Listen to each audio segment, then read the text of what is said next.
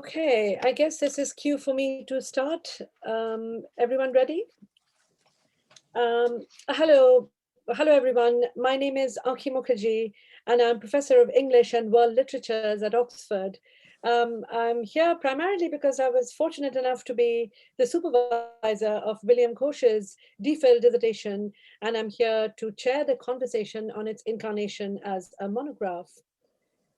Dr. William Ghosh is at present a career development fellow at Jesus College, Oxford, and as many of you know, his research efforts and research interests effortlessly straddle the literary and intellectual history of Britain and the Caribbean. Besides this book, on which we have the conversation, he has published within which he has also published within 2 years of completing his doctorate. Will has articles in top tier journals, including English Literary History and Interventions. I'm also very pleased to see that he's working on two new book projects on Caribbean poetry and Penelope Fitzgerald, respectively. From the start of our association, Will has not only demonstrated a deeply literary sensibility and very fine critical acumen, but unique seeing and listening tactics for encrypted, overlooked, and unheard Caribbean influences in V.S. Naipaul's writings. This is a matter of innate ability, of course, but also a matter of hard graft and a painstaking development of translational and archival study skills. The gem colored V.S. Naipaul Caribbean Writing and Caribbean Thought is a very valuable intervention in Caribbean studies in which it is steeped, and also post colonial studies and comparative literature and British and Anglophone literary studies. And it is significant in three key ways. Firstly, it builds on Naipaul's canonical status to ask specific questions about the literariness of his work and the metropolitan traditions in relation to which he is both post colonial, latecomer or aftercomer, and a revisionist. Additionally, the book repositions Naipaul as a Caribbean writer, arguing that postcolonial literary criticisms claiming of Naipaul should not lose sight of the welter of cultural and literary influences that shape the unique way in which his output stems from archipelagic memory, yet addresses and defines wider imaginative ambits. Finally, V.S. Naipaul, Caribbean Writing and Caribbean Thought, looks at the constitutive relationship between language and aesthetics in realist fiction, and the messy realities of race, class, caste, and gender these must negotiate. The different chapters of the book pay attention to the different, if also overlapping, categories of Naipaul's writing: fiction, historiography, travel writing, pastoral elegy, etc. While there have been significant critical interventions in Naipaul's scholarship in recent years, a monograph length study of the different decades of Naipaul's work that connects questions of post colonial creative capacities, this term is Will's, to Caribbean voices. Now that is long overdue. I will stop now and I'll allow the distinguished panel assembled here to speak to the book. So this is the sort of running order, if you will. I will introduce the speakers. They will each speak for about 8 minutes, after which the author, Dr. William Ghosh, will respond. Finally, around 6 p.m., we will open the floor for about 30 minutes of Q&A. Please use the Q&A box to write your questions from around 6, and I shall read them out as I receive them. So now to introduce our distinguished speakers, and these are really gestures of respect.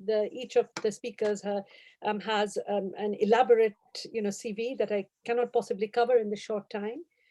The first speaker this evening is Rhonda Cobham-Sander, currently Emily C. Jordan Folger Professor of Black Studies and English at Amherst College, a leading essayist and critic of the post-Walcott generation, and a legendary teacher of Caribbean literature. Professor Cobham-Sander's books include I and I, epitaphs for the self in the work of V.S. Naipaul, Derek Walcott, and Edward Kamau Brathwaite, and the groundbreaking anthology Watchers and Seekers, Creative Writing by Black Women in Britain, which she edited for the Women's Press. One of the world's leading historians of the Caribbean, Richard Drayton, who's also a second speaker, is Professor of Imperial History at King's College London, having previously taught at Oxford, Cambridge, Harvard, and the University of Virginia. The scope of his publications is vast, addressing the history of imperial science, imperial forms of knowledge, Caribbean decolonization, and the theory and methods of global history. His book, Nature's Government, Science, Imperial Britain, and the Improvement of the World, was awarded the Maurice D. Forkosh Prize of the American Historical Association. Elleke Boehmer is Professor of World Literature and English at the University of Oxford and Director of the Oxford Centre for Life Writing. A highly acclaimed novelist and literary critic, and a foundational figure in the development of postcolonial studies, Professor Boehmer's influential works include, I'm literally including the bookends here, Colonial and Postcolonial Literature, Migrant Metaphors, and the most recent critical work, Postcolonial Poetics. She's also the author of Shouting in the Dark and the short story collection To the Volcano. Again, these are recent creative writings. Boehmer currently holds a British Academy Senior Research Fellowship for the research project Southern Imagining. Our fourth and last speaker this evening is Aaron Kamugisha, Professor of Cultural Studies at the University of West Indies at Cave Hill, Barbados, editor of a series of landmark anthologies of Caribbean cultural, social, and political thought, as well as special issues of Small Axe and Race and Class. Professor Kamugisha is an authority on the work of C.L.R. James and Sylvia Wynter. James and Wynter formed the core of his acclaimed 2019 book, Beyond Coloniality, Citizenship and Freedom in the Caribbean Intellectual Tradition. Our distinguished speakers, you're very welcome to this conversation, and I invite Rhonda Cobham-Sander to start by giving us her remarks. Thank you.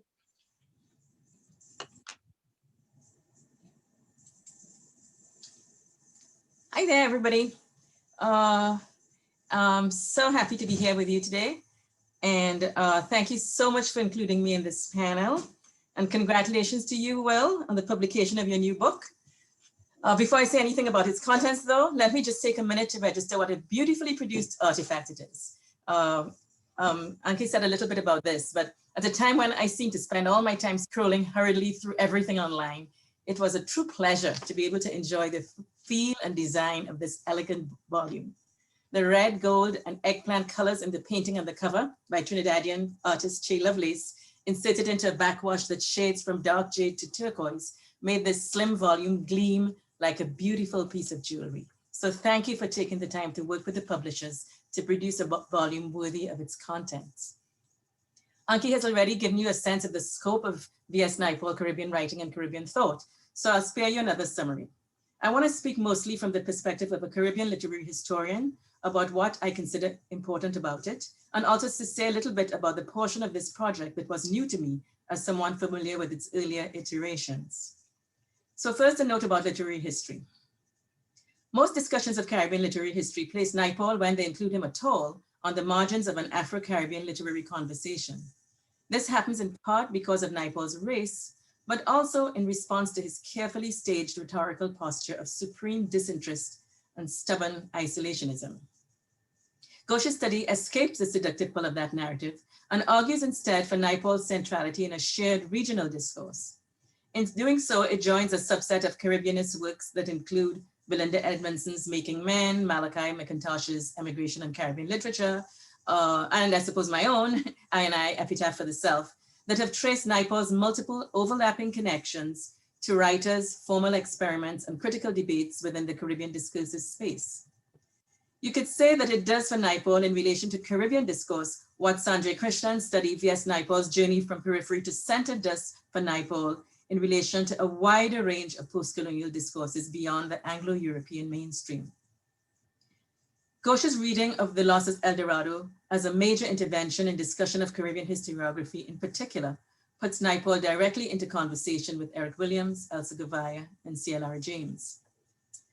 Will's approach to Naipaul's work through questions of form suggested one other connection that resonated with my own thinking about Naipaul. It has to do with Naipaul's stubborn commitment to surfaces. That is, to what can be observed or documented in the moment without relying on claims about intention, which Naipaul equates with what he calls romance, according to Ghosh, and what we might call ideology. Of course, Naipaul himself is never as free of ideological assumptions as he claims.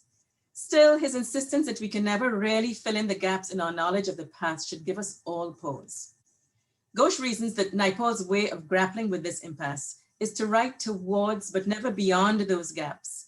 And he does so on occasion through, and this is Naipaul does so on occasion through his use of parataxes. That is, the juxtaposition of actions and events in ways that resist causality and therefore narrative resolution. For Ghosh, such recourse leads to dead ends, but from the perspective of another Caribbean text, Jamaica Kincaid's Mr. Potter, I'm left wondering if there may be another way to read this embrace of absence, this hewing exclusively to what can be known. For Kincaid, it comes down to the line in her birth certificate, the name on that birth certificate, the fact that she can read and write, and the fact that the sun continues to shine in the same way. Observations she repeats like a mantra in no predictable order. My colleague Nicole Matas has argued that parataxis in Kincaid gives us a new way to imagine agency because it leaves it to the reader to supply the prepositions and conjunctions that might move observation beyond contingency. If we accept Will's claim that Naipaul replaces history with form, then we must look to form for the resolution of the historical impasses Naipaul's work renders visible. Might there, for instance, be ways that Naipaul achieves catharsis through contingency and negation rather than their reversal or transcendence? Naipaul himself has described how once when he accidentally tuned into a reading of his novel, A House for Mr. Biswas on BBC's Channel 4, he found himself overcome with emotion. Might his tears be similar to those that overwhelm readers as well, when a man we know from the first paragraph of the book is going to fail, does actually fail? Or the lump that catches in the throat in reading The Loss of El Dorado, when Naipaul describes the Chaguanas Indians flashing for an instant across the pages he is reading in the archives, leaving no further trace. What, I am left asking, is it about Naipaul's style and experiments with form that allows us to feel, if only fleetingly, a sense of kinship with these vanquished and vanishing ciphers? Rather than insisting that history is made through actions and events, his work asks us to look beyond history to what it means to be human. That is, to confront the realization that eventually we too will vanish from the earth and from our community's imagination. On page 105, Ghosh draws our attention to Naipaul's claim that, quotes, every literary form is always getting to the end of what it can do. Perhaps Naipaul is saying the same thing about the limits of human endeavor writ large and the hunger for meaning that keeps us invested in that endeavor, despite its futility and ultimate irrelevance. As Ghosh observes in considering Naipaul's recreation of the story that Lebrun compulsively retells in A Way in the World, and this is a quote from the book, the point of the story is not its meaning, but its passing into oblivion, the loss of the shared contexts in which it had once been comprehensible. Ghosh's most significant contribution in this volume, from my perspective, is the way he puts Naipaul into conversation with Brathwaite. I have to confess this was particularly significant for me because of its relationship to my own study of Walcott, Brathwaite, and Naipaul. Even though my work did put Brathwaite and Naipaul into conversation with each other, I did not do for them what I did for Walcott and Brathwaite, that is, trace their influence to each other chronologically as their ideas changed over time. So I was absolutely fascinated by the timeline Ghosh constructed for the incremental shifts in the positions Naipaul and Brathwaite held that led to their eventual bitterly polarized positions.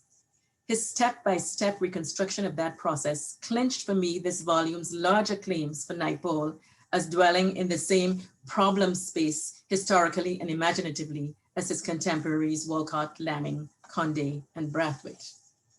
Conversely, It also made me mindful of the ways this approach challenges the presentism that has become so much part of contemporary pronouncements around issues of race. To view these conversations historically, Ghosh reminds us, is also, however, to specify the limits of their similarities to contemporary debates and preoccupations. I want to keep rereading this book. I want to keep thinking about the way it approaches the history of ideas about writing within the Caribbean. Naipaul's death in 2020 may have hastened the passage into oblivion he so often anticipated in his work. But books like this one will help secure him a place as a Caribbean thinker long after those who lionized or vilified him have moved on. So thanks so much, Will, and congratulations again.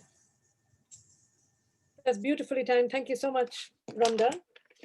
Next is Richard.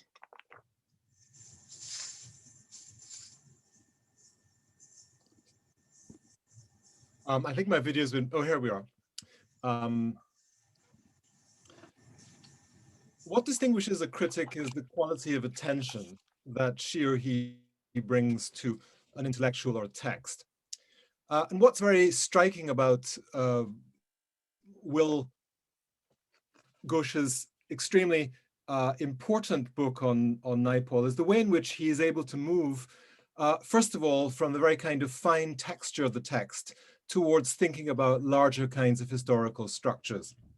He writes on page 17 that formal and stylistic choices had their own polemical significance. And the book is organized through three historical periods in Naipaul's development, but which represent also three periods of very different periods of stylistic choices. The first being Naipaul's experiments with the novel, culminating in Biswas. Secondly, Naipaul as a historian, a journey which begins with the Middle Passage and culminates in the Loss of El Dorado. And Naipaul, the travel writer, which again begins with Middle Passage and finds its longer arc towards the end of his life. The book has a critical claim, which is that Naipaul needs to be made sense of in terms of the larger currents in Caribbean intellectual history and the predicament of the Caribbean intellectual in the middle of the 20th century. There is, in fact, one very large claim, which I might want to nuance slightly, on page 29. Many of the most influential manifestations for the creativity or originality of West Indian artists and societies, such as those by Kamau Brathwaite, were made in direct response to Naipaul. Now, it's certainly true that Kamau is in very direct response to Naipaul. But I think that as I read this, I began to ask myself whether what they were responding to was Naipaul or the promontory, the kind of peninsula in the geography of the Caribbean predicament, on which Naipaul had built a lighthouse. And Naipaul constructs a particular vantage point on the Caribbean predicament, which is not in itself an original vantage point, but is made original through Naipaul's process, which is a critical point of reference. It's a way of seeing the Caribbean from without, but in Naipaul's case, a kind of strange, interesting, internalized without. Will argues when he comes to Naipaul in the late 60s, that he argues that in Naipaul's negotiations against the kind of position which Brathwaite was taking in this period, that we have a sense of his sense of personal disenfranchisement from the experience of the Caribbean nation and from the project of the Caribbean nation and nationalism.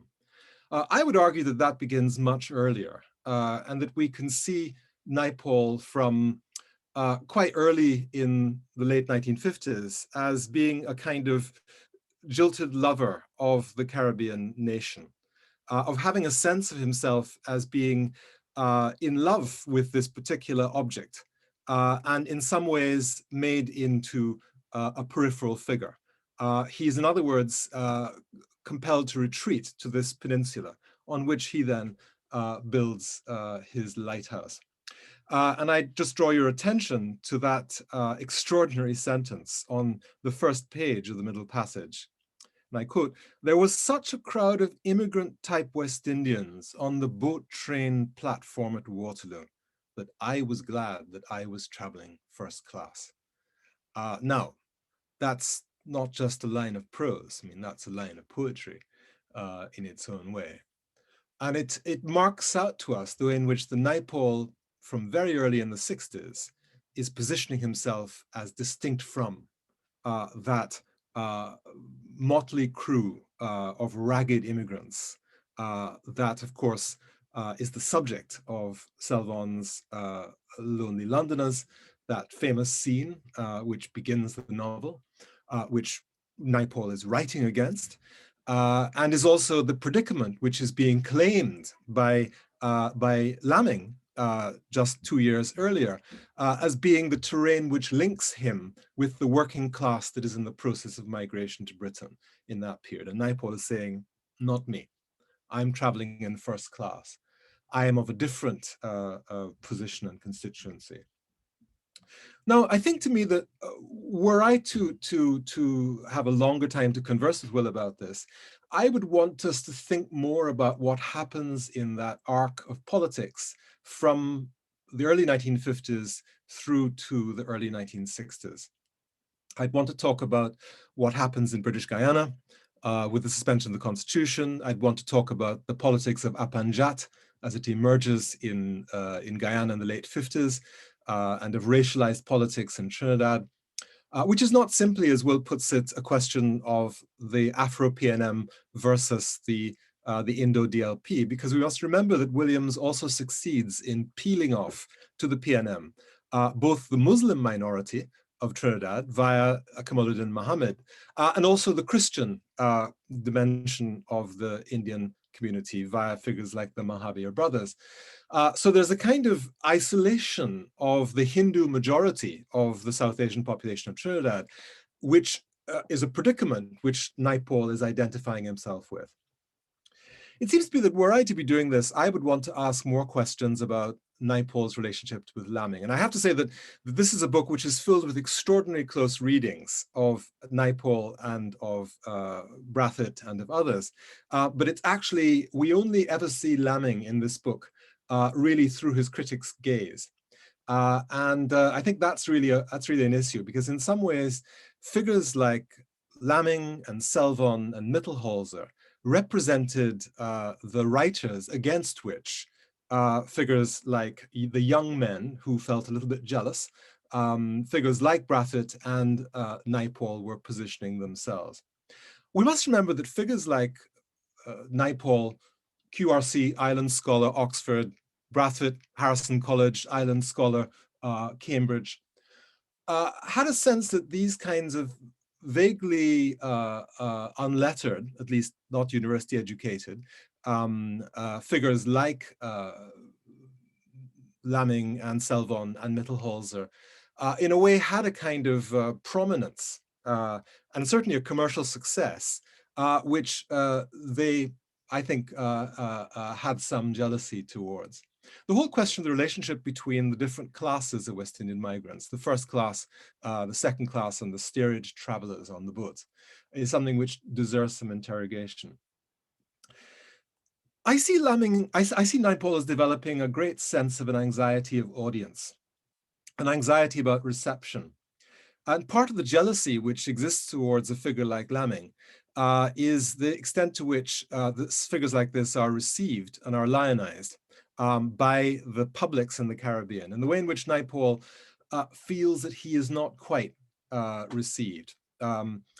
What it seems clear to me is that the Naipaul who in the early 50s will write to C.L.R. James and say, well, I hope you like my book. Naipaul by the late 60s and early 70s is no longer interested in Caribbean readers. He has left Caribbean readership, critical readership behind him. He's no longer writing for their heirs.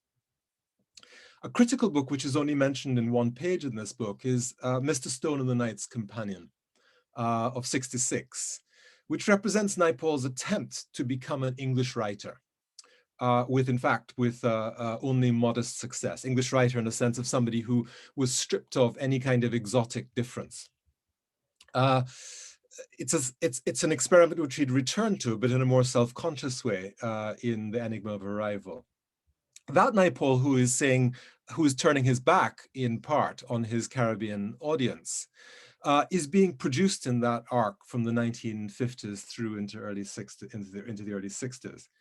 It leads to me one last kind of question which I'd want to bring to the table, which is the question of the cosmopolitan, which has always been central to Caribbean writing. Will creates a kind of similarity between James's declaration that what was unique about the Caribbean among colonized peoples is that they were a profoundly westernized people over the course of 3 centuries. And he takes that and there's a little bit of a slippage towards Naipaul's declaration that nothing was created in the West Indies, that all was imported. I read James as making a very different kind of claim, and this has to do, which is a claim being made in different ways by Walcott and by Lamming, about the cosmopolitan character of the Caribbean. And that stake in a Caribbean cosmopolitan is something which Naipaul begins with, and which he leaves, at least to my mind, behind him at the end of this long crisis, which is connected with the political evolution of the Caribbean nationalism in this period, and the politics of decolonization, which left people of South Asian origin, in particular the Hindus in Trinidad, in a peripheral location in the politics of the nation. I think that I probably will stop here. I haven't really been keeping time, but I can't be far off my allotted 7 or 8 minutes. You're a little over, Richard, but that's fine. I'll stop here. Thank you. Thank you very much. It's Elleke next. Thank you.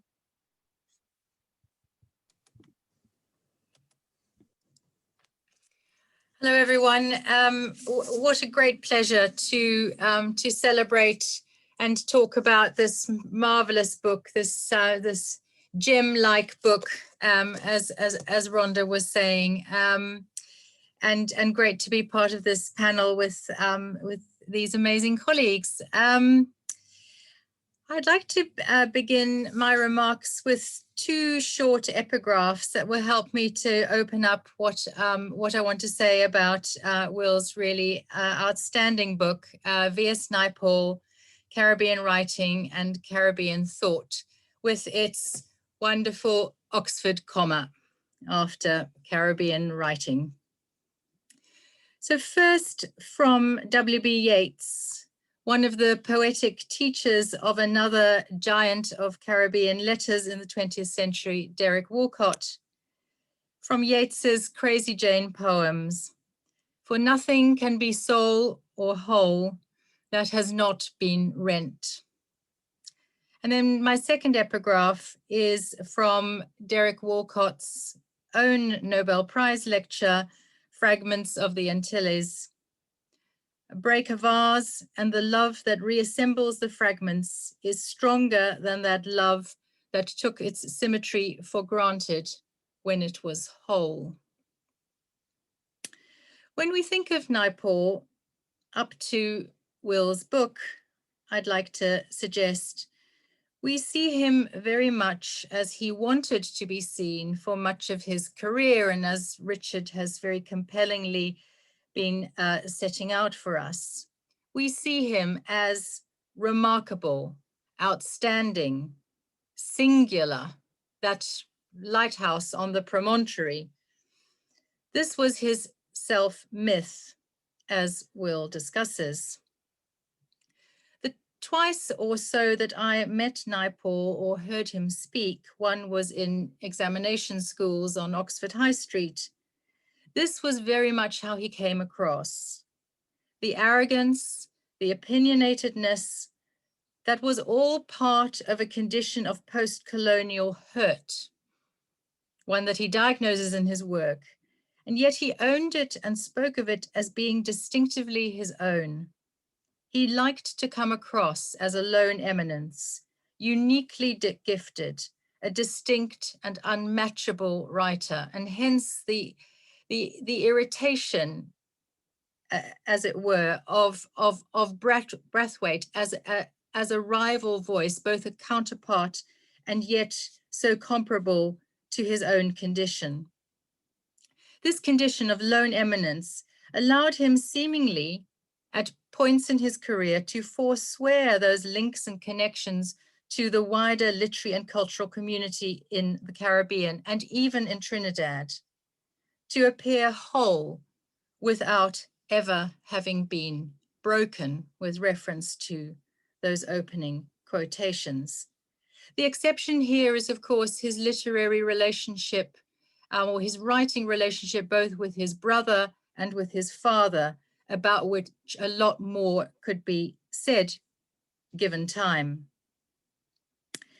Yet this self-myth, this self-creation as lone eminence, was all part of a deliberate set of rhetorical moves through which Naipaul self-promoted. And this is what Will so brilliantly discusses. And each move, generic, positional, ideological, romantic, can be related back to and resonates with ways of negotiating the space of the Caribbean that other Caribbean writers too have mapped and grappled with. Coming from a small colonial island, Trinidad, and from a geographic archipelago, a broken piece of the American main, Naipaul also rose out of a broken diasporic history, to make another sideways Walcott reference from In a Green Night. He knew what it was to be culturally and historically rent, to experience traditions as broken and dismembered and carried across, and to try through the power of his art, his writing, his craft, to put them together again. And this is what so profoundly connects him to the craft of a Walcott, for example, or of a Brathwaite. One of the really strong achievements of Will's work, in my view, is that it weaves a complex but very compelling, plausible, interconnected intellectual history to demonstrate how deep that involvement goes. Ghosh argues that Naipaul's work is profoundly shaped by its relationships with other Caribbean writers and intellectuals, ranging from C.L.R. James to Maurice Condé. His tracing of Naipaul's intertexts with these other writers, and for me in particular, Condé, a particular favorite of mine, is especially achieved. Like him, they articulated and articulate a condition of brokenness. Like them, he, Naipaul, found ways of piecing that brokenness back together and to give a voice, interiority, coherence in spite of incoherence to Caribbean communities, including writing communities. The really exciting moments in the book come when Will shows these interlocutor writers as experiencing moments of shock and self-exposure that we also recognize from Naipaul's work.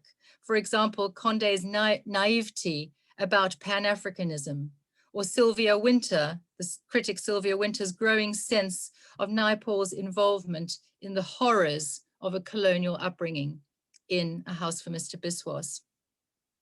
Most of all, perhaps, Ghosh sheds deeply sympathetic light on Naipaul's insights into what it is to be a colonial, in quotes, Naipaul's term, taking into account, as he does, all the discomfort, pathos, and embarrassment implied by that condition. The colonial who, like Mr. Biswas, is always unhomed, who never really fully belongs. But he also offers valuable reflections on topics such as region, inherited form, problem space, and post-colonial intertextuality. And I realize in that sentence that I'm getting my he's slightly mixed up. So the he earlier referred to either Biswas or to Naipaul, but in that last sentence that I'm going to repeat, Will Ghosh also offers valuable reflections on other related topics in Naipaul, such as region, inherited form, problem space, and post-colonial intertextuality. As the important timeline in the back of the book does in a nutshell, Will Ghosh returns Naipaul to Caribbean history, although perhaps with some qualification, nodding at Richard Drayton's paper, and demonstrates throughout the book how the harder he, Naipaul, sought to escape it, the more he traveled by its broken lights. And interestingly, the more deeply he explored its and his own otherness. To adapt a quotation from Gillian Beer in the conclusion, Naipaul's otherness allows the colonial writers who come after him to recognize and challenge their own assumptions. Therefore, it will be interesting to see what the next stages of these writers' involvements might be, and how Naipaul's distance from contemporary feeling will continue to provoke us. This is something that Ghosh speculates about at the end of the book. There's a tone, and I'm just finishing up, there's a tone towards the end of, or in the conclusion. There's a sense of Naipaul receding from us. There's something of a valedictory tone. And I remember conversations with Will about this, and it would be interesting to hear in the discussion whether Will has further reflections about this, the way in which Naipaul, especially now that he is no longer with us, the living man is no longer with us, whether Will has further reflections on that withdrawal. And then just one final sort of question on which to end, a further question. I was especially in rereading the book and thinking about it for this panel, I was interested in reflecting on, and I wanted to ask Will to reflect a bit more on whether this method that he's developed in the book of intertextual back reading might be fruitfully applied to, whether you see ways of applying it to other classical writers of contemporary world literature in English or post-colonial literature, these other lone eminences, and with what effect that might be. I'm thinking Walcott, I've already said something about him. I'm thinking even Patrick White, James Coetzee. And perhaps as a subsidiary question, is this method of back reading something most fruitfully applied to male writers? Might we apply it also to Jamaica Kincaid? Okay, thank you very much. Thank you so much, Elleke. And now on to Aaron.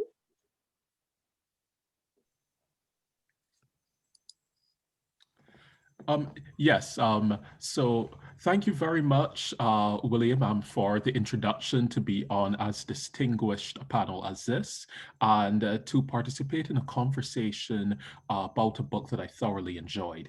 And let me start then by saying that this book, which engages with the Caribbean's most controversial 20th century writer, is for me a highly significant contribution to both literary criticism and also Caribbean intellectual history, and it should be read and engaged as such. And it's in its attention to working through complex debates in Caribbean intellectual history.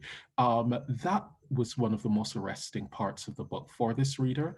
I'm a specialist on the Caribbean intellectual history, the Caribbean intellectual tradition, and so I found so much that was provoking and fascinating in this work.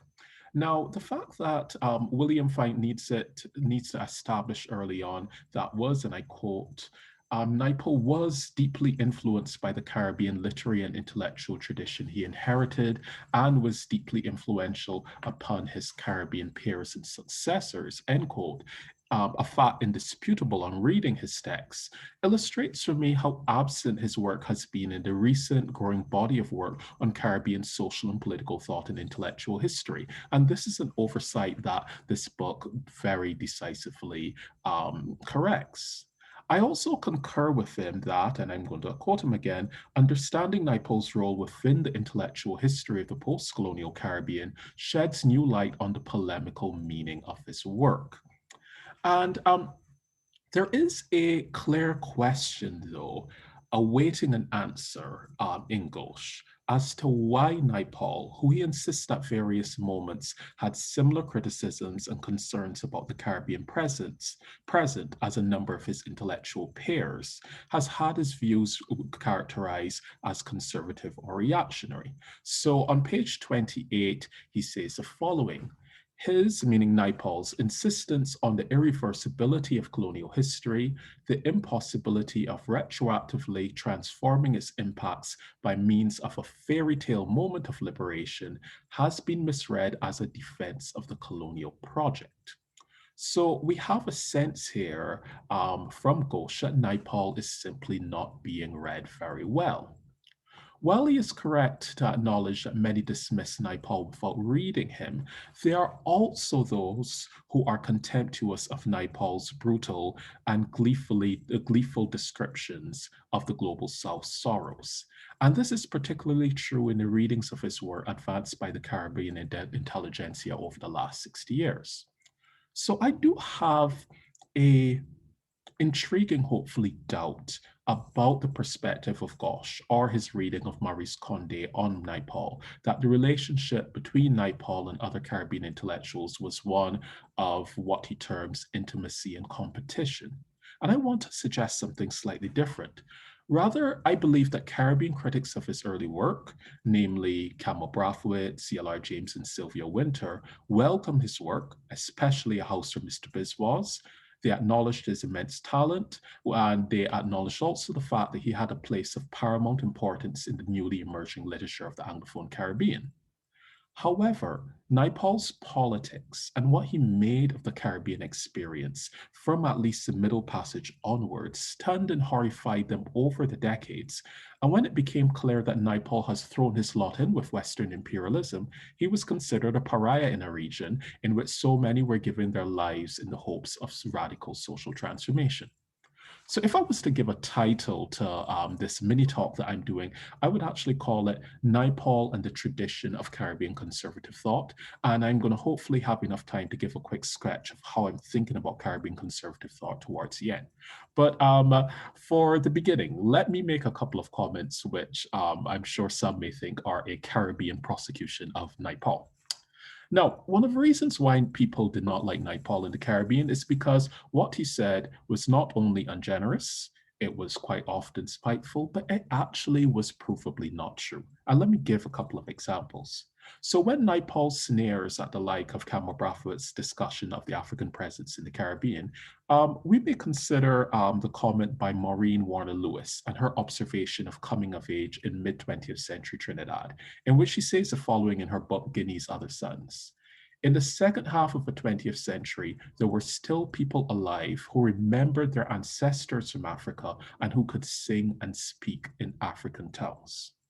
And I just give that among many to emphasize the reality of the African presence within the Caribbean, which so many, Camille Brathwaite, of course, principal, and we often immediately think of, were striving to understand and comprehend.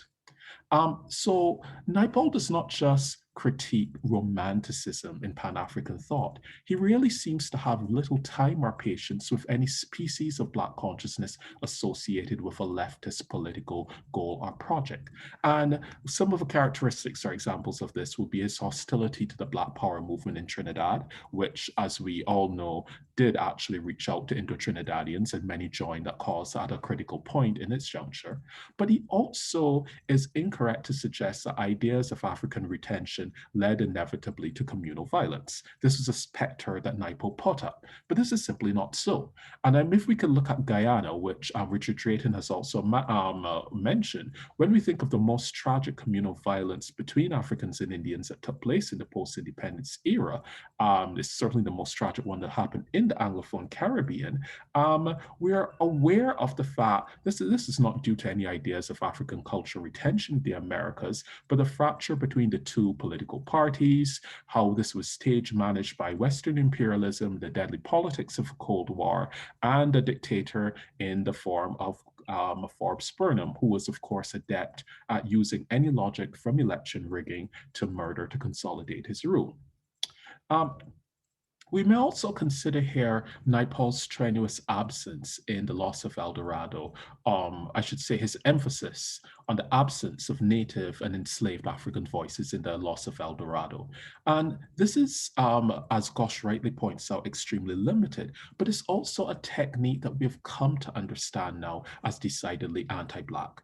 It's not just a matter here of competing historiographical traditions or of illustrating how Naipaul's doubts and concerns are similar while different to his contemporaries. He's actually comfortable, I would wager, with cataloging silence after silence because in the contemporary moment, he wishes to simultaneously pour scorn on agency.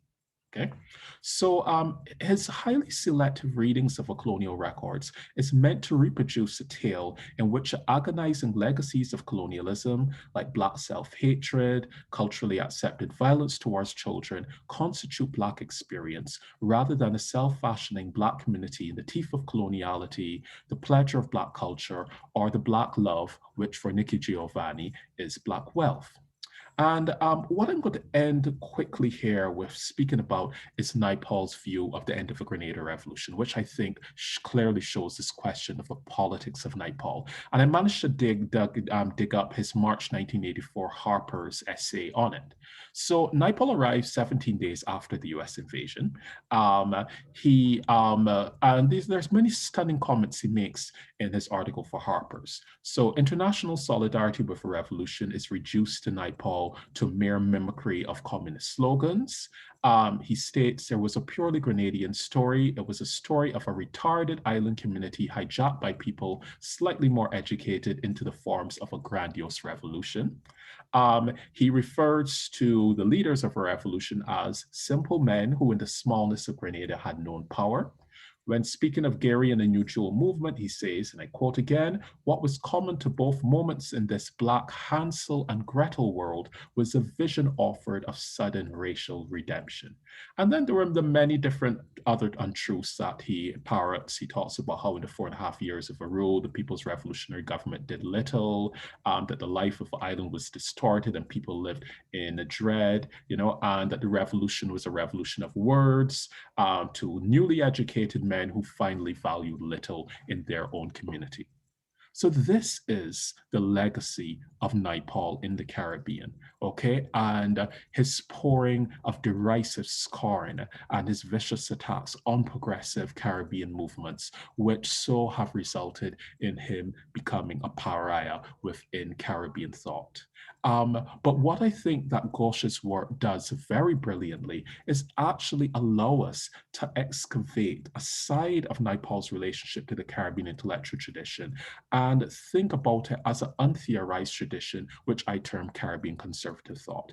And I can't get into this. It's a long tradition of Caribbean conservative thought that actually stretches back to 19th century Haiti. We often think about the Caribbean radical tradition as a Caribbean intellectual tradition as a radical tradition, but there's also a fascinating tradition of Caribbean conservative thought that would take me into another paper and another time. So let me stop here. Thank you very much. Thank you so very much. Will, this is on to you for your responses to the panel.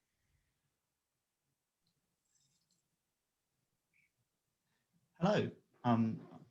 So I should. There's a huge amount that I could respond to, and I realise that I have only limited time, and obviously I've been trying to kind of formulate responses to this as they went along. So I'm just going to pick out 2 or 3 things to speak about.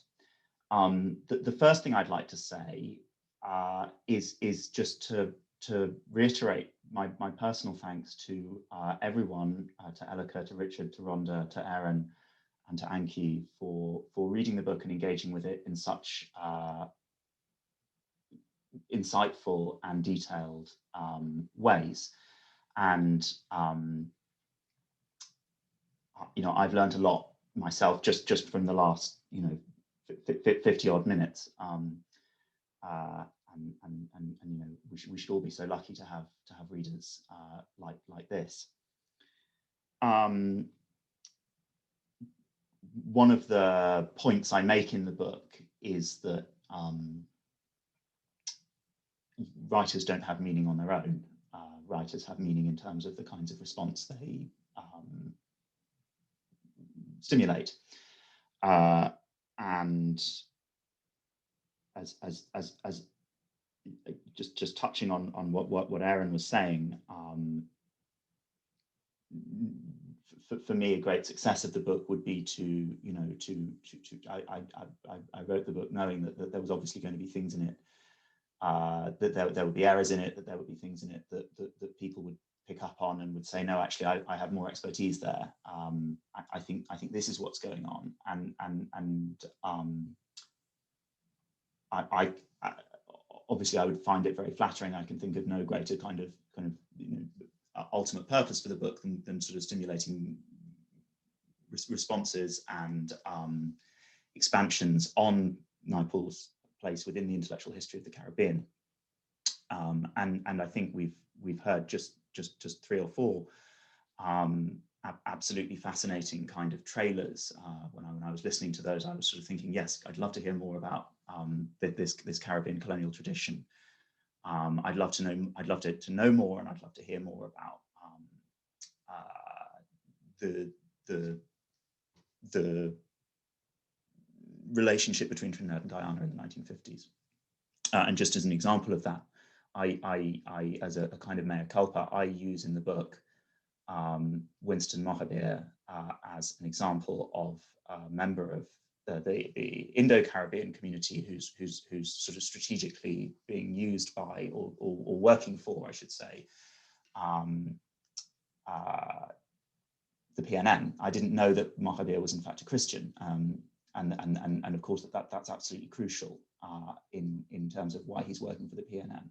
So that's just an example of the kind of the deep expertise that can immediately kind of shed light on and expand beyond the book as it is within these covers. I'm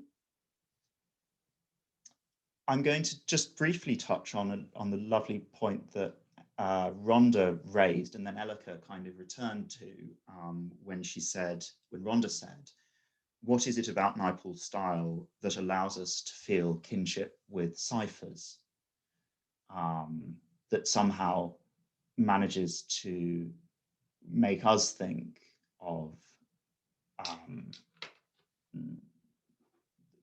make us reflect upon our own transience. And I think I pick up on that, and I was very pleased to hear both Elleke and Rhonda talk about it, and then Elleke returns to this idea of the valedictory tone, because I think that's, if you like, the affect that I find most interesting in Naipaul, and if you like, in some ways, actually the reason why I think that it's not, that there is still some interest in reading Naipaul, however difficult, after circa, say, 1970, particularly towards the end of his life, that sense of, he is a writer who understands that the world in which he grew up and the entire framework of knowing and getting on in the world in which he grew up has passed away and is passing away in front of him. And that awareness of the absolute contingency of his experience seems to suffuse his work, not just in the level of, not just propositionally, but also formally, in his management of perspective, particularly, and both across works and also even in the level of the sentence. I've talked to Ankhi and others about his use of sentences, of syntax in things like The Enigma of Arrival, the way that sentences come to kind of qualify and erase propositions that are embedded within them. By the end of the sentence, there's this incredible kind of dynamism across the sentence, such that what we believed when we started out, we've come to doubt by the middle and to see the falsity of by the end. And I think that makes Naipaul one of the great kind of writers on mutability in the English language. And I also think that makes him a very, very interesting person to think about and read and teach when we're thinking about the kinds of methodology, what we're doing when we read texts from the past, and how we engage with them, and what the value of that might be. I'm just going to turn, because it's six o'clock already, to perhaps the kind of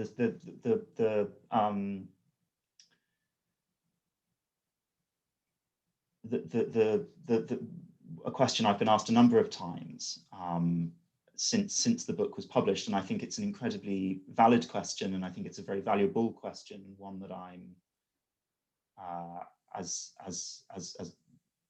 sort of reflecting on and thinking about, which is this question of I was in an email correspondence with David Scott, the editor of Small Axe, and he sort of said what I think is a not dissimilar from what parts of what Aaron is saying in his presentation, that okay, fine, so Naipaul, you know, central to this Caribbean conversation, but what is there of value? So what? And the first thing I'd like to, I think it's worth saying, is that I think there's something very interesting about that idea of this kind of Caribbean conservative tradition. And Aaron, I'd absolutely love to hear more about that. I think that sounds absolutely fascinating and well worth developing. I think it's worth picking up on the point that that quote where I talk about Naipaul's attitude to the colonial past being misread as a defense of the colonial project. What I mean by that is that, and I do think that that's true, I should say. But what I mean by that is that I think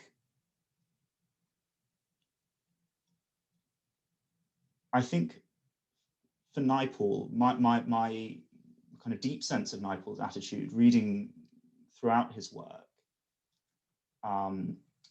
is that the colonial project in the Caribbean specifically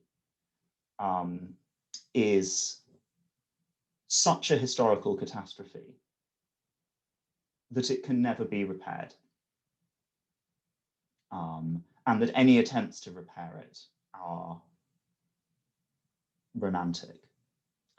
And I think, I suppose all I'm trying to do in that sentence is to try and make a distinction between an attitude to the historical past and a politics of the present. It's very clear that they have, say, Naipaul and Brathwaite have very different attitudes to, that there is a clear politics in that statement, that in that belief. There's something deeply kind of pessimistic or nihilistic.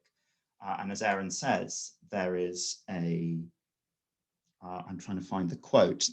Aaron says he's comfortable with that silence. He's comfortable with that kind of that paralysis, that paralyzed state that he's imputing towards the Caribbean intellectual, which is deep, which is, you know, as again, as Aaron says, kind of fictive and not something that's felt by his contemporaries.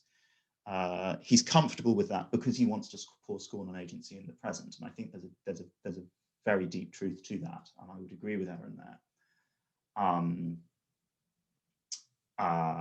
But I do think it's worth. So that's just the qualification I'd like to make, that I do think Naipaul is.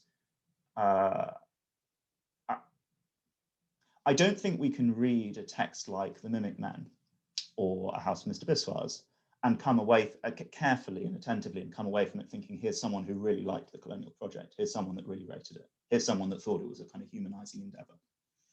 I think we can come away from it thinking, and this is obviously the particular truth of, this is obviously something that's particularly evident in his later work. Here's someone with a very cynical view about what we do about that. Here's someone with a deeply cynical view about the kinds of response that are possible to that.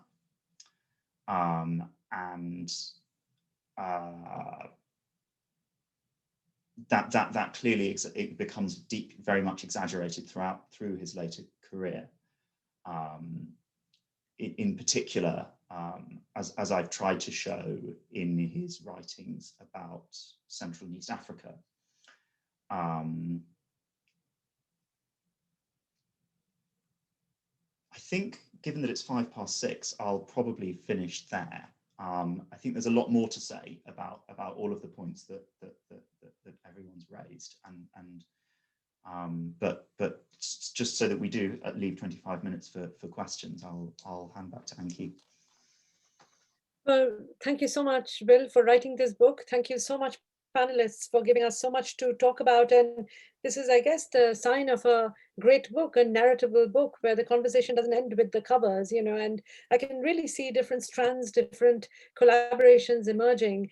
There aren't any questions yet. So I wondered if the panelists want to ask each other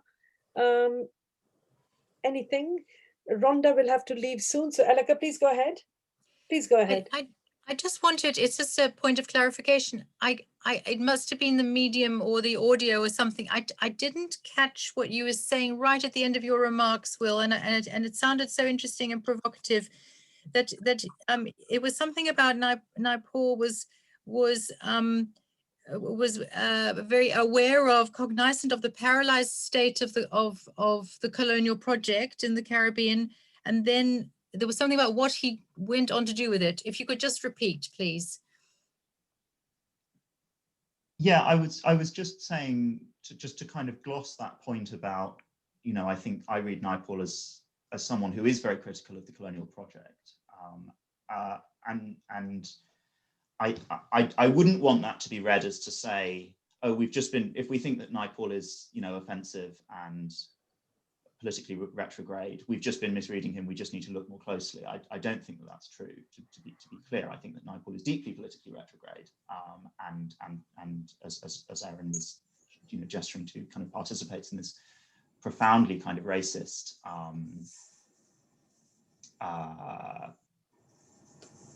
kind of scornful ironization of the work of people like Brathwaite. What I was just trying to sort of gloss that that sentence to say that I think that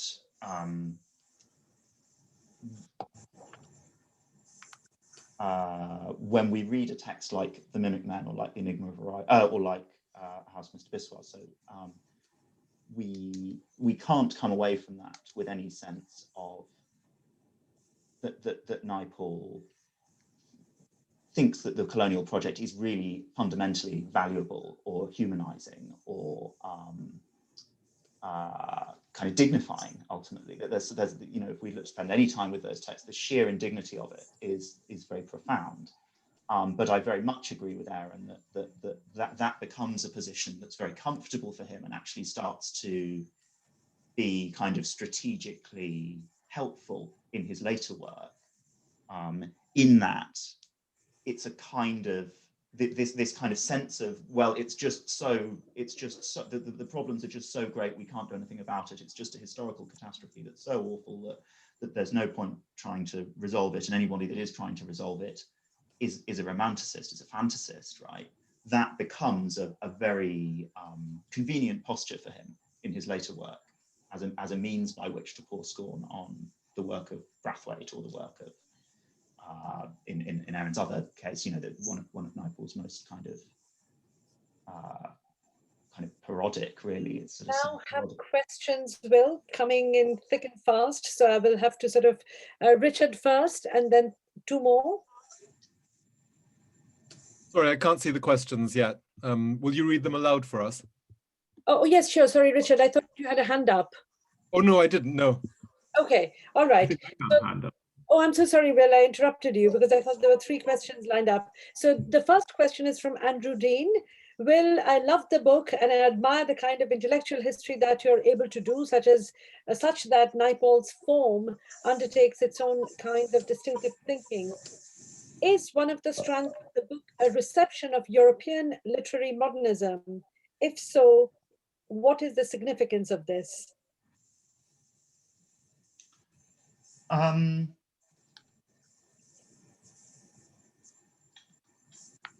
That's a really good question.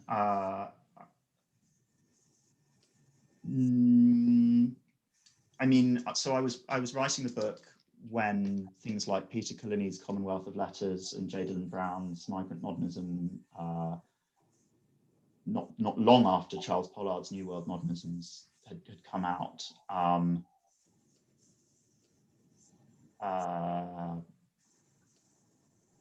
I think Carl Phillips has a really great essay in the TLS about this, about Naipaul's attitude to the modernist experiments of people like Lamming. And sorry, that just reminds me of another point that Richard raised that I didn't discuss about Lamming, which seems to me absolutely right, that Lamming gets a bit of slightly short shrift in this book, extremely short shrift. I'm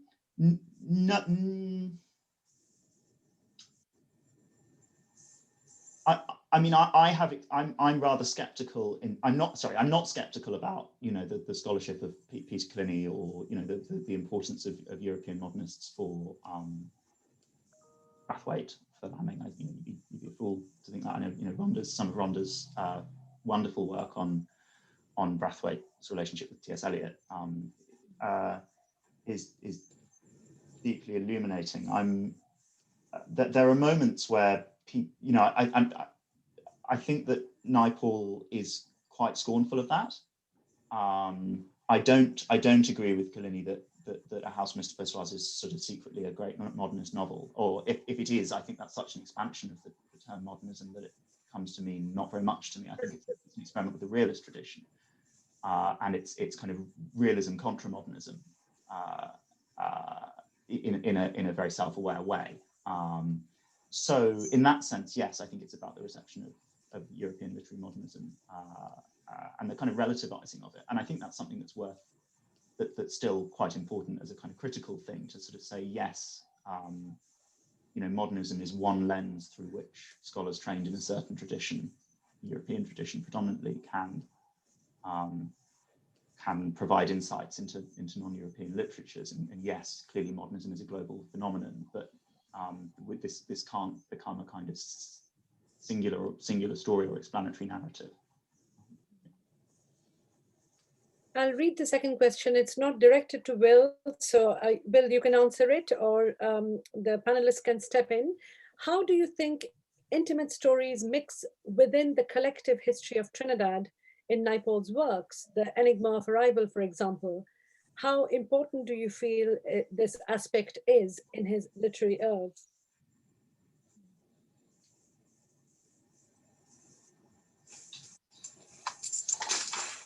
I'd be interested to hear what other things about this. I suppose I'm trying to grasp what this sense of intimate stories means. So is this perhaps a question about the relationship between the kind of the personal, the autobiographical, and the kind of larger historical narratives that are being told? Yes, I think that's what it means. Yeah, I mean, I'd be really interested to know what say Rhonda thought about this. Well, let me jump in fast because I have to leave in 2 minutes. But one of the things that in rereading, I was reminded of this in reading your book. One of the things that Naipaul does a lot of in books like A House of Mr. Biswas is how he describes violence. So, we had, I can't remember now who just said it, but there's this way in which he often seems to be dismissing Trinidadian society, Black Trinidadian society, as a place of really obscene violence. And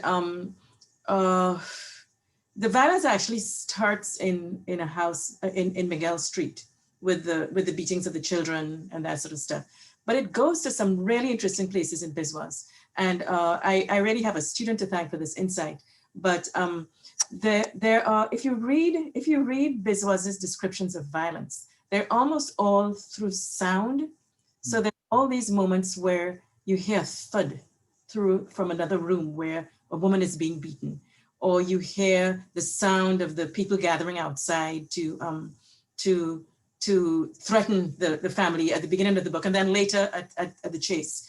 And violence is presented almost as this feeling, this premonition that overcomes people. They hear it at a distance, And and I think that for me is when I say this thing about what is it about the way he writes, it makes us feel certain things. It's not when he says, this is a violent society. It's when he kind of gets the sort of hairs on the back of your neck to sort of stand up, because you're hearing a noise that for many of us brings back noises we've heard. So I can think of moments in my growing up of listening to, we had a neighbor who would beat her children, and when she began to beat them, she'd be completely silent. And so all you'd hear would be this kind of thump.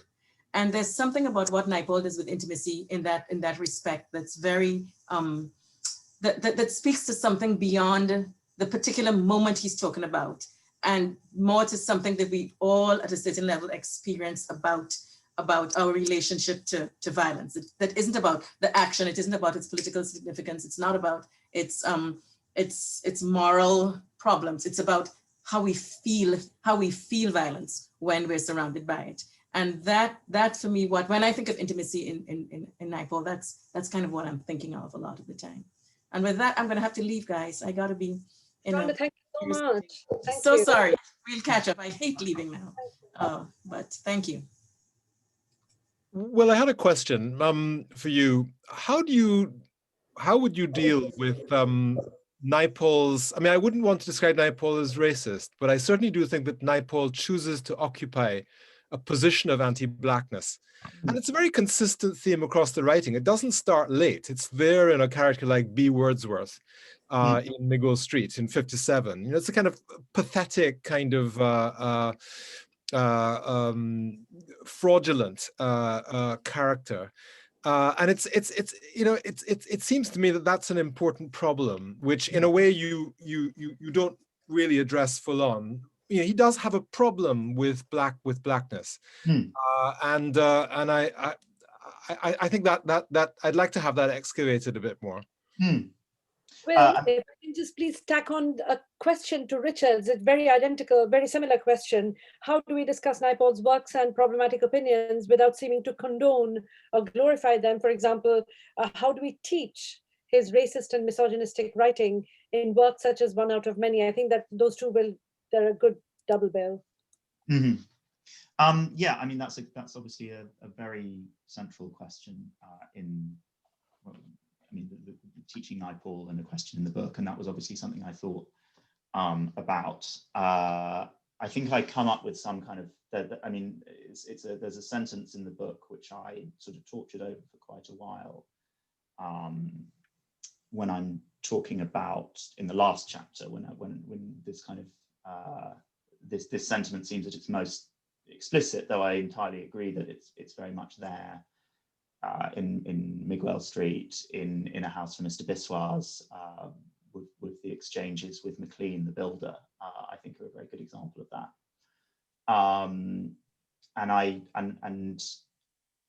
It was a question it was a sentence or a set of sentences I sort of thought about at great length of trying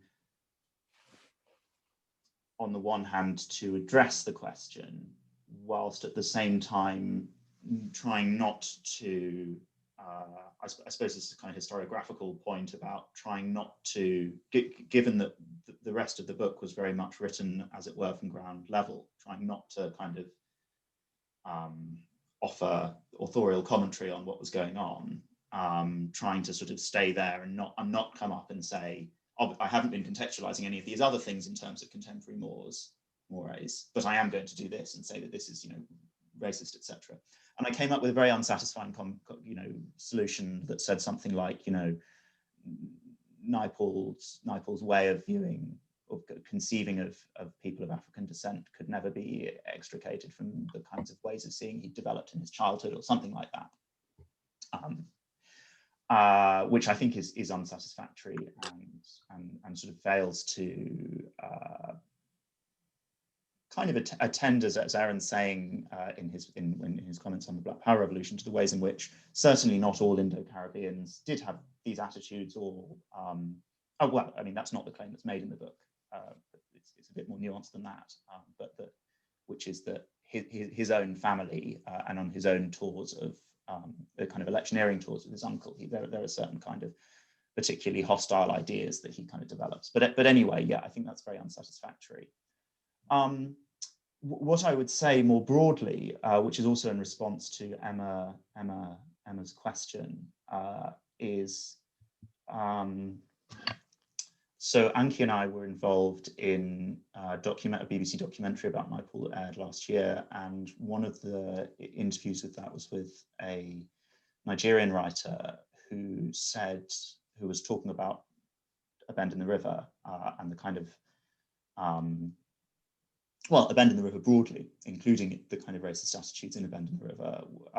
And she said, look, I don't mind people teaching Naipaul. I don't mind people reading Naipaul. I think Naipaul's a great writer.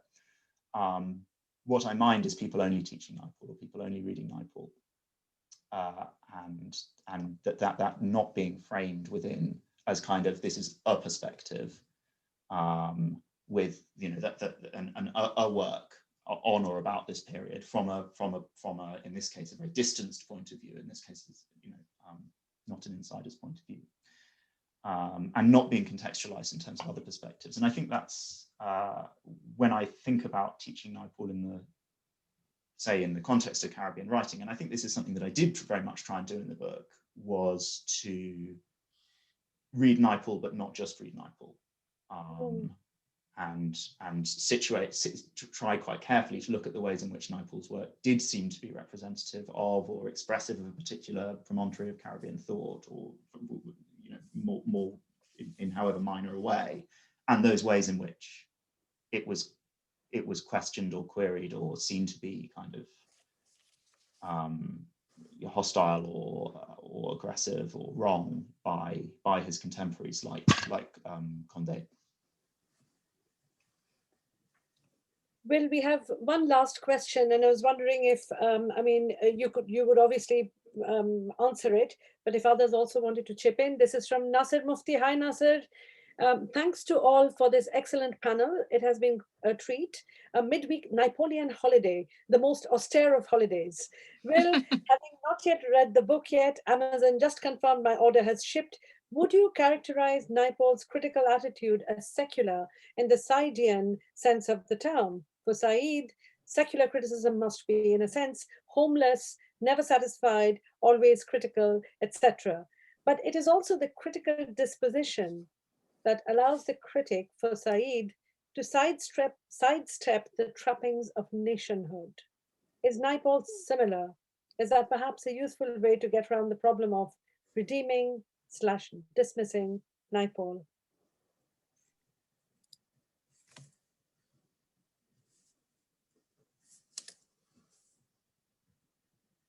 Will, we can't hear you. Sorry, I'd be fascinated to hear what others thought about that. If anyone. Aaron, did you have a hand up? Can't hear you, Aaron. Yes, I did have a handout. It was to make a slightly different point, though, okay, which may have some relation. So I'm not sure if I should pause or if I should go ahead. Go ahead. Oh, okay, yes. Go ahead, yes. Right. A couple of things that I wanted to raise earlier. I actually agree very much, William, in a particular manner with you that Naipaul is against the colonial project. Oh, certainly. But what he does is inaugurate a particular kind of species of neocolonialism. Okay, I think he does that almost in a perfected kind of way. So you can have a writer who will scathingly talk about the colonial project, but at the same time is committed to a particular kind of neocolonialism. And it's funny, I was just teaching yesterday in my Black Radical Traditions class, Walter Rodney's not as well known but wonderful essay, Contemporary Trends in the Politics of the Anglophone Caribbean. It's literally the essay that I started off my second volume of Caribbean Political Thought with. And there was a point in that essay in which he talks about what he understands to be neocolonial politics and neocolonialism. And he talks about it as a consolidation of the petty bourgeoisie as a class around the state. Okay, and I don't really do that directly in terms of relation to Naipaul, but I just raise that point in terms of the ways in which neocolonial politics and neocolonial attitudes are going to be different from the colonial attitudes. And there are going to be many different genres within neocolonialism. Okay, so you can have a writer who can speak scathingly about the colonial condition, but at the same time be committed to a particular kind of neocolonial politics. The other thing I wanted to raise is that the essay by Winter that you would know well, Novel and History, Plantation and Plot. But again, you would also know the setting, the ACLALS conference, in 1971, and all of the things are going on there. But let's think about how Winter ends at her discussion in that. She talks about how the various rhetoric, the debates we've seen at this conference between those, and she talks about that inbuilt confrontation between the plantation and the plot, those who defend the system and those who wish to change it. And that became, to me, the breaking point between a lot of the Caribbean critics and Naipaul. They saw him as someone who, in the final analysis, wanted to defend the system. So Winter, again, in her interview with David Scott, she talks about you could choose to belong to the world of men, as Naipaul did, or you could choose to belong to the world of the natives and fight with the natives, as we basically decided to do, okay? And that is it. And lest I be misunderstood, reading your book caused me to want to read a lot more Naipaul, okay? Because I'm so fascinated at the way in which you worked the intellectual history of the different debates around the Caribbean. And really, and again, that's a conversation we can have another time, because I don't want to go into a long segue about how I think about Caribbean conservative thought, but there is so much there. And in the same way we've been studying the radical tradition, we have to understand the conservative tradition, especially since that is hegemonic in the neoliberal age, but also because there's a very long strand of it. So a friend a year ago sent me a book by the Haitian writer, let me get the title of the book here again, Demisphore Delorme, Les Théories Sciences au Pouvoir, his 1870 book, okay?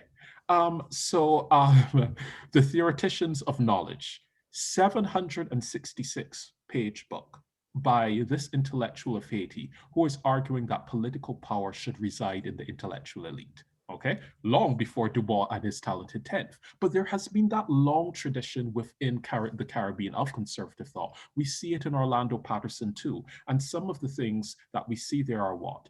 A hermeneutics of suspicion towards any idea of progress or liberation, a willed refusal or studied indifference towards a Black radical tradition or African cultural presence in the Americas, and an embrace of a Euro-American modernity at the absence of a little tradition within the region, okay? And we see all of those coming through. So the conservatives in the region are not just to be caricatured as stooges of American imperialism or British colonialism. They're not. They have their own understanding and their working of ideas of tradition and modernity of the past and the present in the Caribbean. And I really think that that's one of the things that I got very much in your work and has actually caused me to want to read more Naipaul than I have actually already, okay? Because I have been somewhat neglectful of reading Naipaul.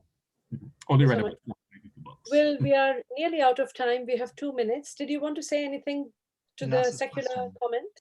The secular criticism comment? Yeah, I mean, it's such an interesting question, and it's one that I feel deserves a sort of a longer meditation or a longer thought on it. And again, I'm sure it'd be, would give more time. It'd be lovely to hear from more of the people on the panel.